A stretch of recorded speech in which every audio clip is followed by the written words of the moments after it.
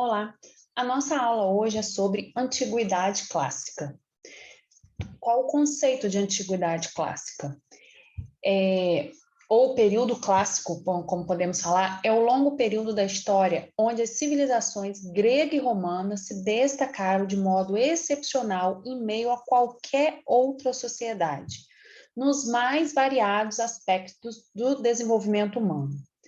Foi uma época de um legado riquíssimo de repertório de informações ao mundo civilizado, de modo que a cultura clássica é ainda considerada fundamental até hoje para a construção de toda a cultura ocidental contemporânea dos dias de hoje. Então, assim, a importância da Grécia antiga e da Roma antiga nos nossos dias, porque ela está fundamentada, ela está na base, no alicerce do que nós conhecemos como civilização.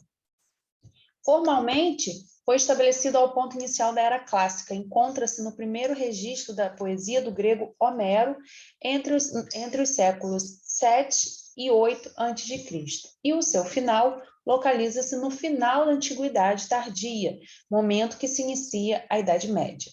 Então, a Idade Média ela começa quando termina a Antiguidade Clássica ou Idade Antiga, né? Que alguns livros e historiadores chamam.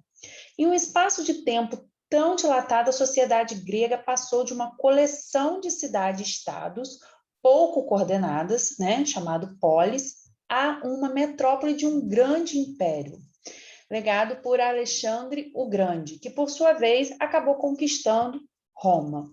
Então, a Grécia ela começou por polis, né, que eram pequenas cidades, e essas cidades cresceram e de tamanho crescimento se tornou a metrópole do grande império grego. A Grécia também, o Império Grego, ele dominou Roma. Então, nós podemos ver, assim, muitas coisas da cultura grega foram absorvidas pelos romanos também.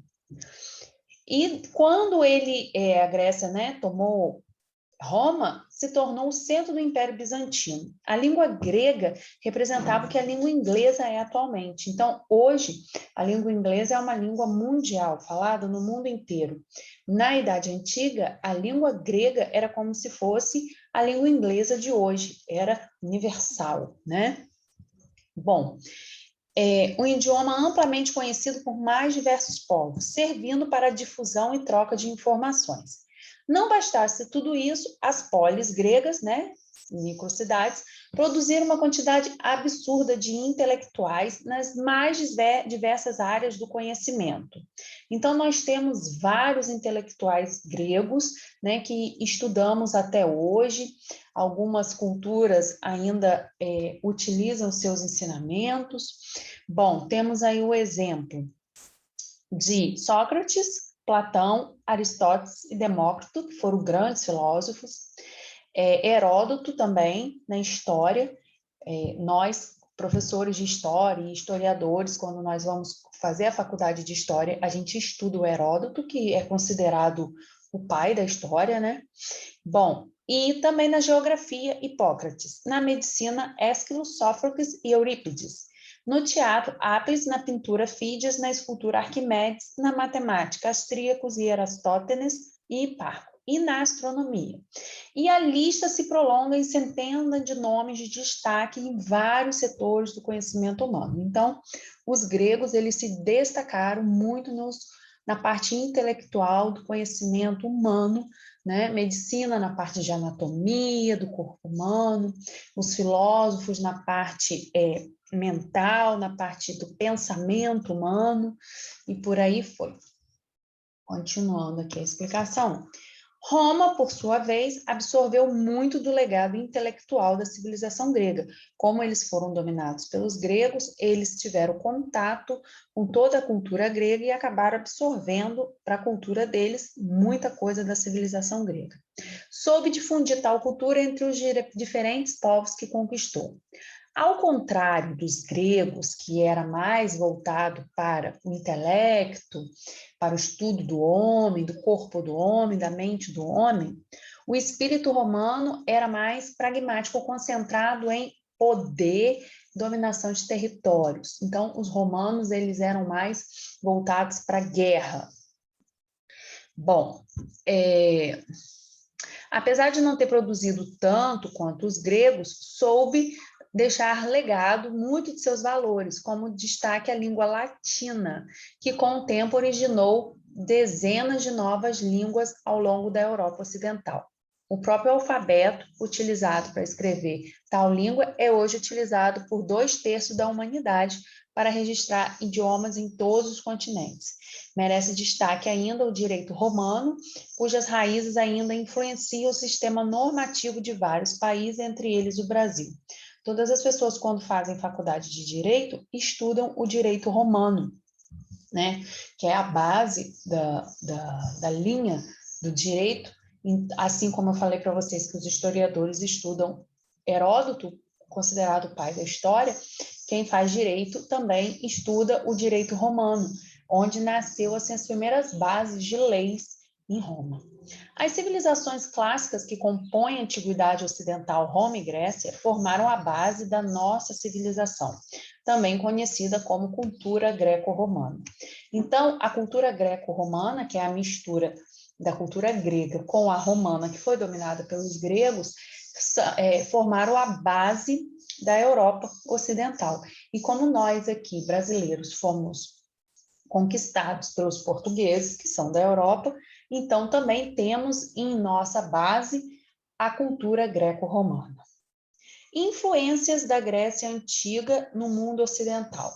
Além da mitologia grega, né, que muitos conhecem, e arte, os gregos também criaram a filosofia, a democracia que nós vivemos no Brasil. Claro que a democracia daquele tempo até hoje houve várias modificações, mas a ideia central é a mesma: democracia, governo do povo, né? Para o povo e pelo povo. Lembrando que lá na Grécia surgiu o conceito de democracia, a base da democracia, tá? É bem diferente da que nós conhecemos hoje no Brasil, mas que a base, né, veio da democracia grega, que é o governo do povo.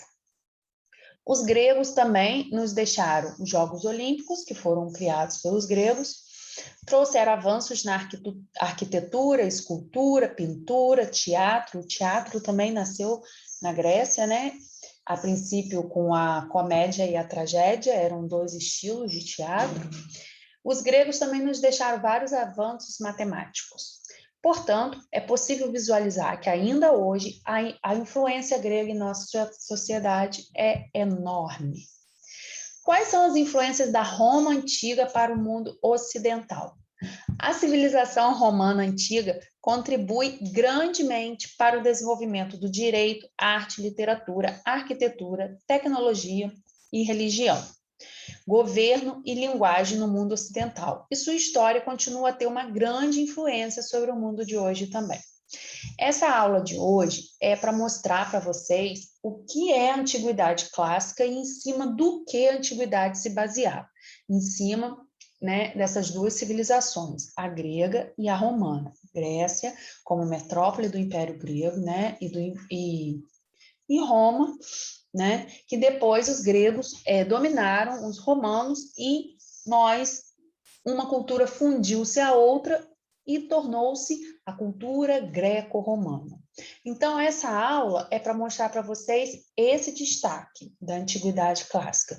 Nós não estamos entrando aqui em detalhes de todo o legado que a cultura greco-romana deixou para a gente, porque aí seria uma outra aula. Mas temos aí alguns, né, que eu citei para vocês. Aí nós temos a imagem da Grécia Antiga e da Roma Antiga. Esses monumentos, né, de prédios históricos existem até hoje como visitação, patrimônio histórico. De Roma é o Coliseu, onde existiam as lutas entre gladiadores, onde o povo ia receber o pão e assistir o que eles chamavam de circo, né? Que eram os gladiadores lutando contra leões, escravos lutando, sendo comidos por leões. E também a gente pode falar sobre isso melhor em outra aula. E aí, a Grécia Antiga, esse, se eu não me engano, é o Partenon, né?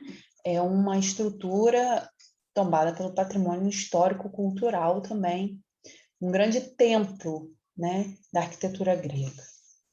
Bom, embaixo aí temos umas atividades, apenas uma atividade para vocês colocarem verdadeiro ou falso de acordo com o texto estudado acima, tá bom?